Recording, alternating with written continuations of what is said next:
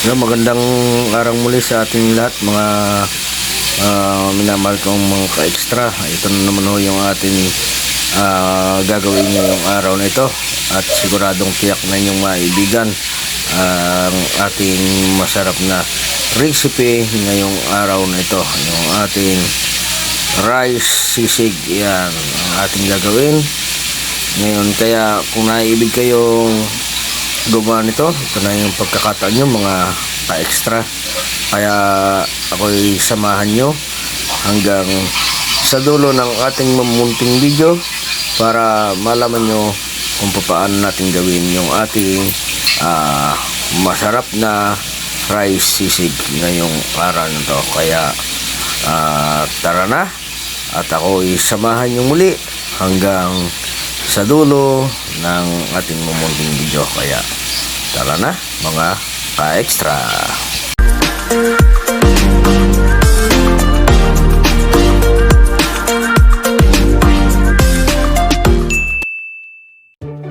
Diyan na tayong, yan na yung ating gagamitin, yung ating kanin.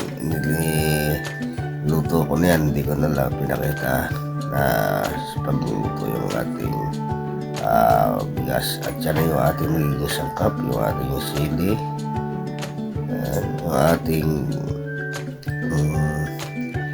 siomay, yung mayonnaise, at saka yung ating rino. Ayan, may siling labuyo, yung kalamansi, dalawang pirasong kalamansi ang ating gagamitin, at saka yung ating dalawang ulo ng bawang. Ayan. Ngayon, ipiprito na muna natin yung ating siomay. Ayan. Antayin nating uminit yung ating kawali para bago natin lagyan ng muntika. Ayan. At pag mainit na rin yung ating muntika, saka natin isusunod yung ating siomay para hindi dumikit yung sa ating kawali. Ayan. Medyo alalayan na natin yung ating apoy para hindi bigla yung ating pagluluto ng ating siomay. Yung ating siomay yung ating gagawin pampalaman. Ayan. Yung ating siomay. Simulan natin iprito. Ayan. Ilang minuto lang naman yan mga ka-extra. Napakadali lang ng iprito niyan kasi hindi kailangan ng matagal ang pagprito yan. Pag pumula-pula ay okay na yan mga ka-extra. Ayan. Kaya habang tayo nagpiprito mga ka-extra, huwag nating kalimutan na i-sub, like, and comment. At syempre, i-share na rin yung ating video. Napakalaking tulong yan sa ating lahat mga ka-extra. Yung inyong mga sub at inyong mga comment. Ayan, pula na yung ating siomay. Ayan.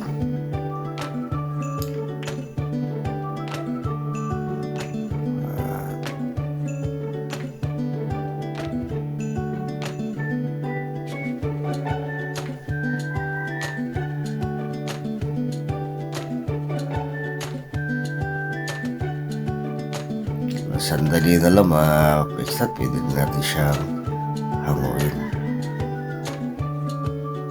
Yan, okay na. Ating hangin yan. Ating dito sa ating para tumigis, para matanggal lahat yung kanyang muntika.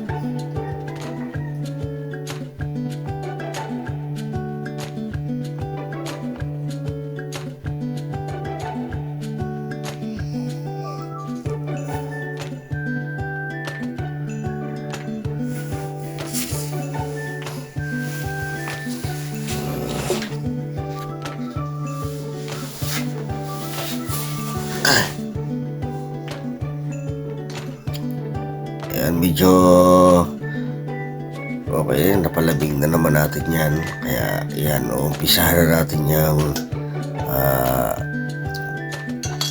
hiwain.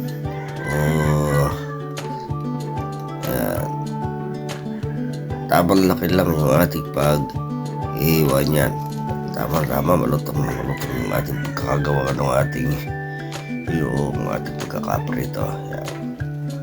Hiwain naman natin yan na maliliit, yung basin na laki ng tama lang na sa palagay nyo na silaki parang sisig. Kaya yung ating gagawin na yan ay rice sisig. Ngayon yung ating gagawin yan. Pinaspasan ko na maigi pagtatatad ng hindi masyadong humaba yung ating video mga ka-extra. Ayan na, konti na lang yung ating hinihiwa niyan mga ka-extra. Ayan.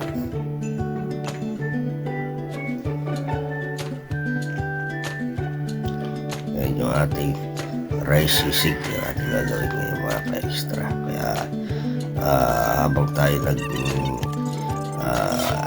i-prepare ng ating pagkagawa ng mga ka-extra ay tutukan yung maigi para pag naibigan yung gumawa ng ganito ay hindi na kayo mahihirapang gumawa. At ito na yung inyong magiging guide mga ka-extra. Ayan, tapos na natin mahiwan lahat. Ayan.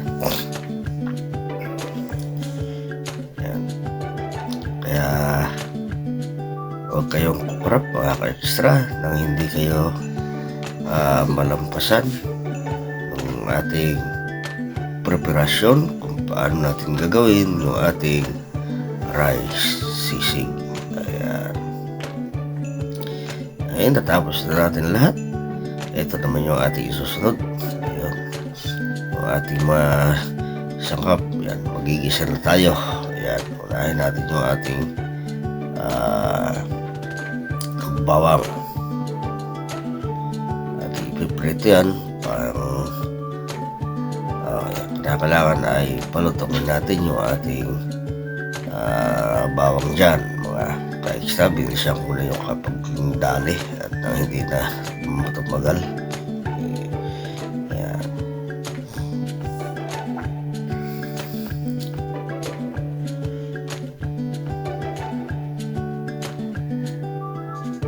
Ating bawang ay sibuyas. Ayan.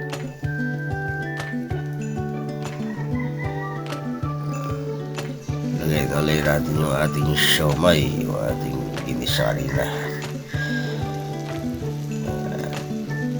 Yung ating toyo pampalasa. Ay sorry, toyo yung pala yung ating yung oyster sauce nga pala.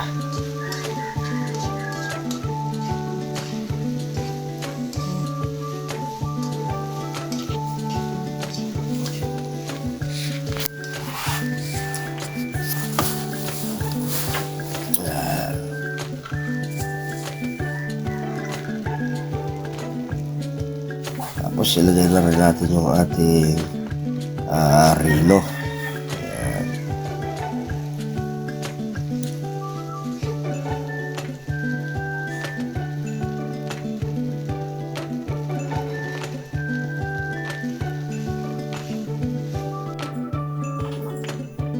Saglit na lang yan mga ka-extra.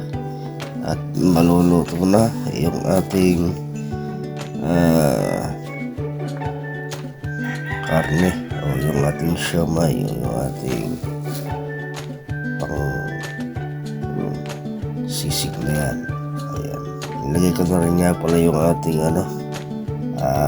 siling green para medyo may halang. Pagkakulok pa yan ay syempre meron pa naman tayong palagay dyan. Lalagay din natin mamaya yung ating siling na buyo o siling tirit kung tawagin nila. Ayan.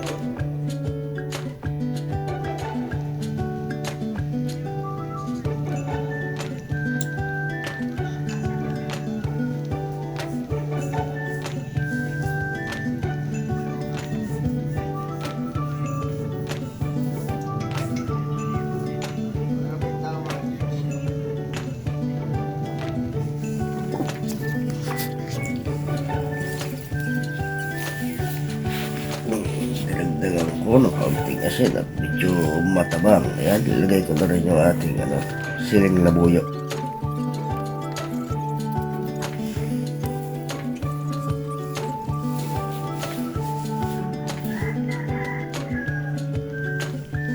Ayan, yan na yung ating panghuli, yung ating mayonnaise.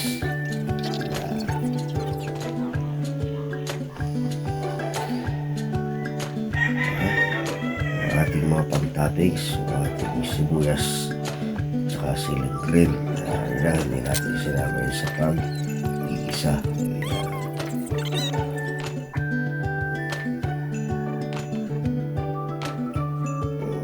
Ayan na yun, okay na yun mga ka-extra. Ito po yung ating susunod, yung ating kanin. Ayan, lagyan natin ng butas yung ating kanin sa gitna sa ating bowl para dyan natin ilalagay yung ating pagpalamang yan. Ayan, kaya tatawagin natin yung rice sisig. Ayan, dyan natin ilalagay sa loob. Kaya maraming salamat muli sa inyong lahat mga ka-extra, sa inyong walang sawang pagsubaybay. Kaya ito'y okay na, luto na ito, pwede na natin yan simulang kainin mga ka-extra. Ayan, tapos ilagay natin ito sa ating pinggan at medyo baakin natin yung gitna at dyan natin makikita yung ating masarap na rice sisig. Ayan, at saka pala yung ating mga ingredients ay ilalagay na lang natin ulit doon sa ating description box para hindi kayo mahirapan sa inyong paggagawa kung sakaling maibigan yung gumawa nito mga extra. Ayan na, napakasarap yung ating rice sisig. Simulan nating tikman. Ayan, wow, napakasarap na yan. Kaya kain na kayo mga ka-extra. Ayan, ang aking taster, yung aking mahal na asawa, ka-extra. Muli at muli, maraming salamat sa inyong lahat.